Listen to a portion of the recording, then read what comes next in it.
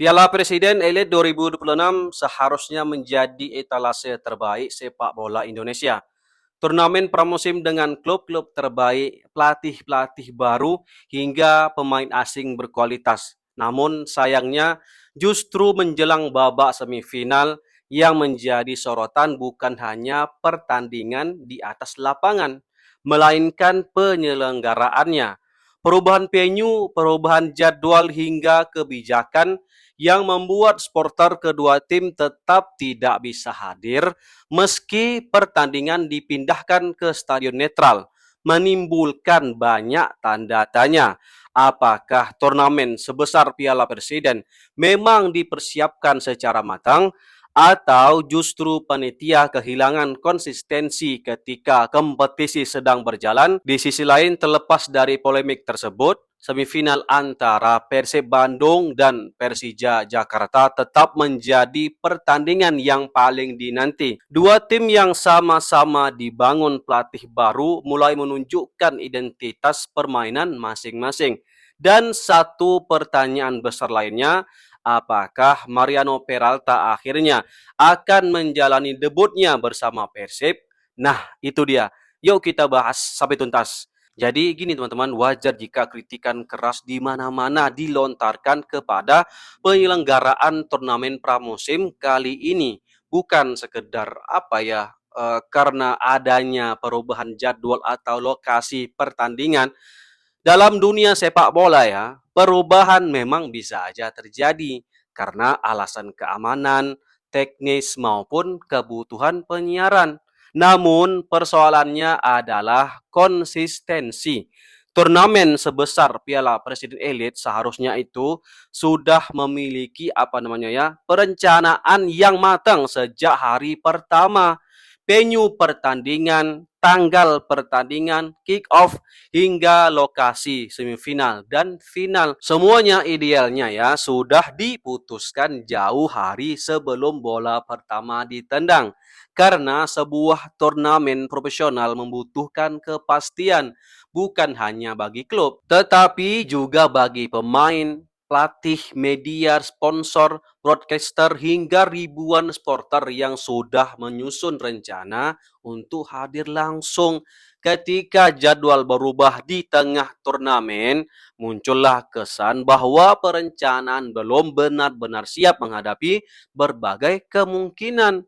Lebih membingungkan lagi itu ya, ketika pertandingan dipindahkan ke venue netral, tetapi supporter kedua klub tetap tidak diperbolehkan hadir alias tanpa penonton.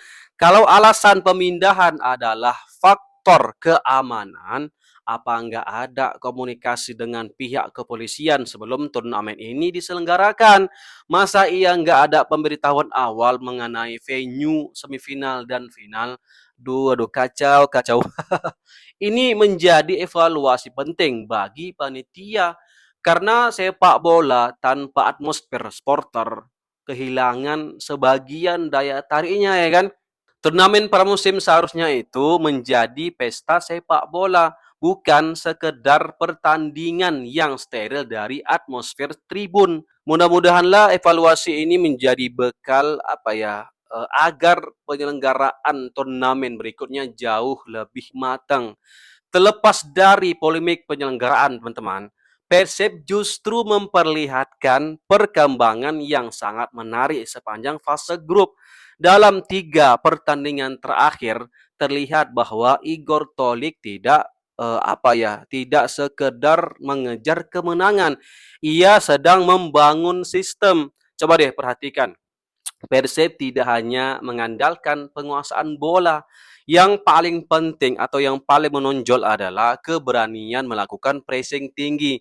Begitu kehilangan bola, beberapa pemain terdekat langsung menekan lawan. Akibatnya, lawan kesulitan membangun serangan dari belakang.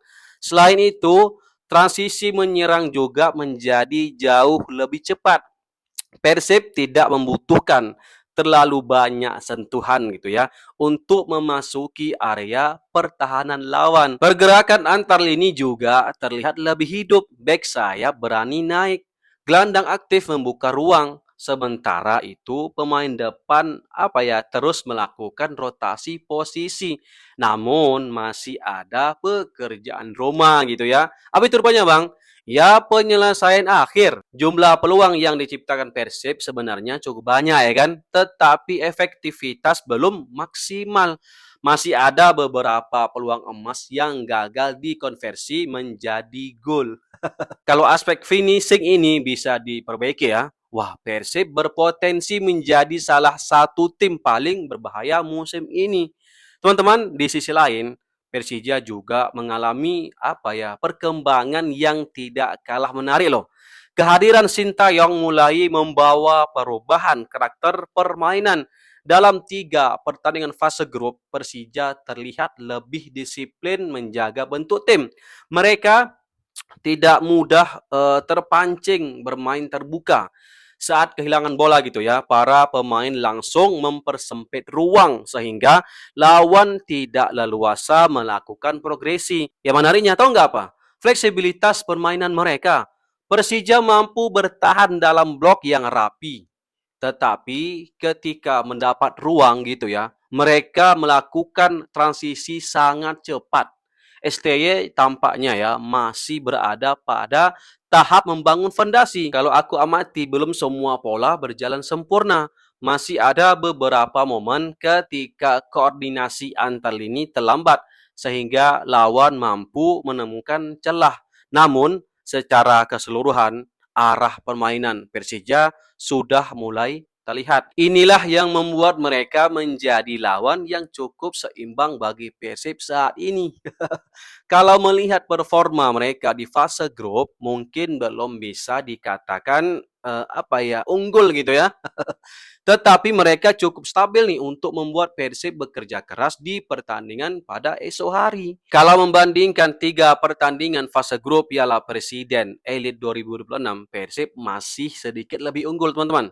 Ya jelas dong, walaupun Igor Tolik baru beberapa minggu gitu ya jadi pelatih kepala Persib Bandung, tetapi dia tahu betul gimana Persib bermain. Pola permainan Maung Bandung terlihat lebih konsisten di bawah asuhan pelatih Kroasia tersebut. Setuju ya? Perhatikanlah, Persib mampu mendominasi penguasaan bola, lebih banyak menciptakan peluang, dan lebih sering mengontrol tempo pertandingan. Sementara Persija menunjukkan perkembangan dalam organisasi permainan dan keseimbangan tim. Karena itu, duel semifinal ini kemungkinan besar tidak akan ditentukan oleh siapa yang lebih sering menguasai bola, tetapi siapa yang lebih efektif memanfaatkan peluang gitu ya.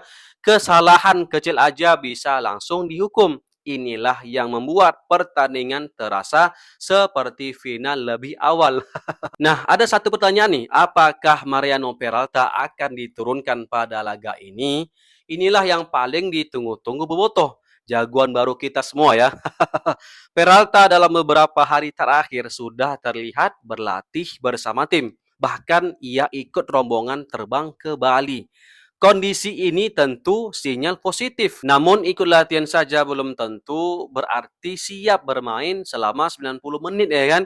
Biasanya pelatih itu akan melihat beberapa aspek terlebih dahulu. Apakah kondisi fisiknya sudah kembali optimal? Bagaimana respon tubuhnya terhadap intensitas latihan? Dan apakah ritme bermainnya sudah mendekati pemain lain yang sejak awal mengikuti persiapan? Jika seluruh indikator tersebut dinilai baik, peluang Peralta masuk daftar pemain tentu terbuka kan gitu. Meski demikian, pendekatan yang paling realistis adalah menjadikannya sebagai opsi dari bangku cadangan terlebih dahulu. Kemungkinan masuk pada babak kedua selama 20 hingga 30 menit dapat menjadi cara yang aman untuk mengembalikan ritme pertandingan tanpa mengambil risiko yang tidak perlu. Apalagi Persib saat ini sudah memiliki kerangka permainan yang mulai terbentuk. Kehadiran Peralta justru bisa menjadi pembeda ketika lawan mulai kelelahan. Jadi peluang Peralta tampil memang ada ya. Tetapi apakah langsung menjadi starter? Nah, coba kalian jawab di bawah ya. Terlepas dari berbagai polemik penyelenggaraan Piala Presiden tahun ini, satu hal yang tidak berubah adalah antusiasme pecinta sepak bola Indonesia. Partai semifinal yang mempertemukan Persib melawan Persija tetap menjadi pertandingan yang layak ditunggu, ya kan? Dua pelatih baru, dua filosofi yang mulai terbentuk, dua tim yang sama-sama berkembang. Persib mungkin sedikit lebih matang dalam membangun identitas permainan. Namun Persija memiliki organisasi tim yang cukup solid untuk memberikan perlawanan sengit. Sekarang pertanyaannya tinggal satu, apakah Persib kembali membuktikan dominasinya atau justru Persija yang memberikan kejutan? Dan yang tak kalah menarik, apakah Mariano Peralta akan menjalani debut yang sudah lama dinantikan Bobotoh? Kasih komentar kalian di bawah ya. Horas.